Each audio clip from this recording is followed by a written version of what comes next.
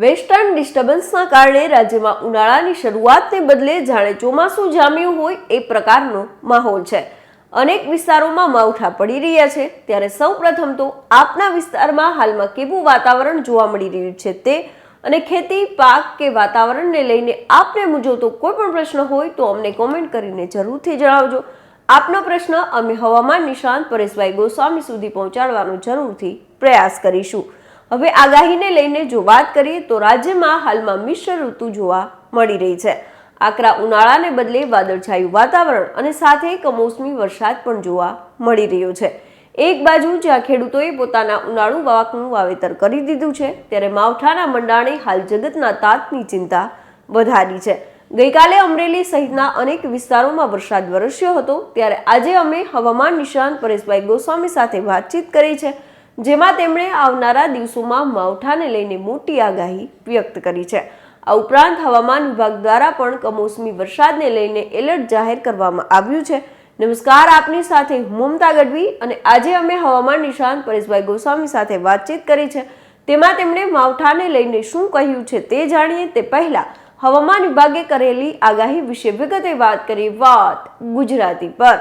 ગુજરાતમાં બદલાતા હવામાન વચ્ચે હવે શિયાળો ધીમે ધીમે વિદાય લઈ રહ્યો હોય એવું લાગી રહ્યું છે। ત્યારે મીડિયા રિપોર્ટ અનુસાર હવામાન વિભાગની આગાહી મુજબ રાજ્યમાં આગામી દિવસોમાં ઠંડીનું જોર છે તે ઘટશે અને તાપમાનમાં વધારો નોંધાતા ઉનાળાનો અહેસાસ થશે। જો કે આ દરમિયાન 3 સિસ્ટમ સક્રિય બનવાથી વાતાવરણમાં ફેરફાર જોવા મળી રહ્યો છે। તેવામાં રાજ્યમાં ફરી કમોસમી વરસાદની હવામાન વિભાગે આગાહી કરી છે। હાલમાં રાજ્યમાં 3 સિસ્ટમ સક્રિય બનતા વાતાવરણમાં આ ફેરફાર છે તે નોંધાઈ રહ્યો છે। વેસ્ટર્ન ડિસ્ટર્બન્સ, સાયક્લોનિક સર્ક્યુલેશન અને ટ્રફ સક્રિય હોવાથી રાજ્યના કેટલાક વિસ્તારોમાં વાદળછાયું વાતાવરણ જોવા મળી રહ્યું છે, તો કેટલાક વિસ્તારમાં વરસાદ પણ પડી રહ્યા છે। ઉત્તર પશ્ચિમના પવનોની ગતિ પણ સામાન્ય કરતાં વધુ રહેવાની શક્યતા છે, જેમાં ખાસ કરીને સરહદી અને પર્વતીય વિસ્તારોને અડીને આવેલા જિલ્લામાં પવનની તીવ્રતા થોડી વધુ રહેવાની શક્યતા છે।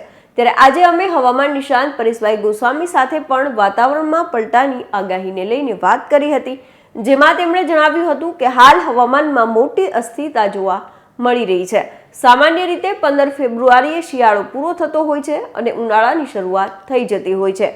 જોકે દર વર્ષની સરખામણીએ 2 થી 3 ડિગ્રી તાપમાન હાલ નીચું જોવા મળી રહ્યું છે, એટલે કે ફેબ્રુઆરીના છેલ્લા અઠવાડિયામાં નોર્મલ જે તાપમાન રહેતું હોય છે એના કરતાં ઓછું તાપમાન હાલ નોંધાઈ રહ્યું છે।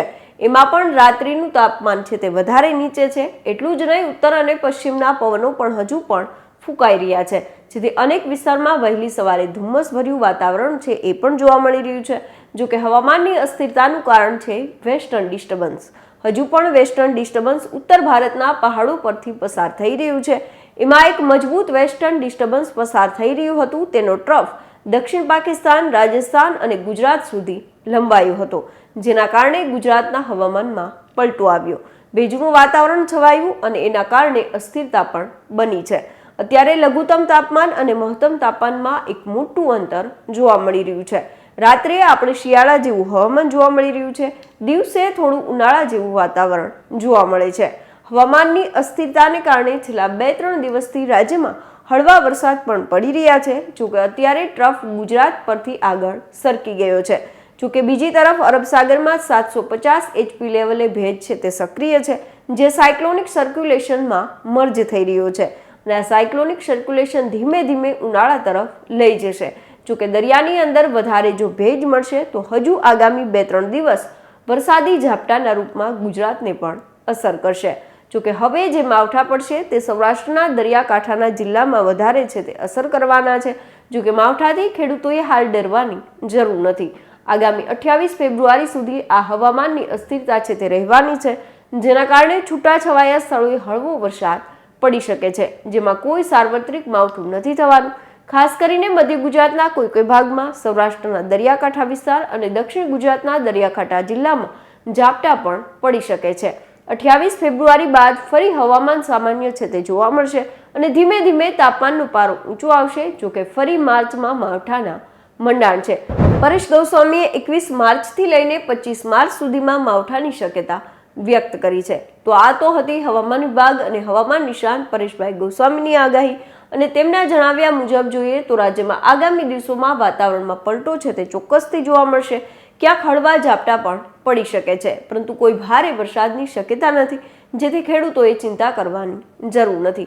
હવે રાજ્યમાં ગઈકાલે પડેલા કમોસમી વરસાદની વાત કરીએ તો અમરેલી જિલ્લાના ખાંભા, બગસરા, ધારી ગીર પંથકના ગામડામાં કમોસમી વરસાદ છે તે થયો છે, જેમાં ધારી ગીરના દલખાણિયા, ગીગાસણ, ગઢિયા સહિતના ગામોમાં વરસાદી માહોલ છવાયો હતો.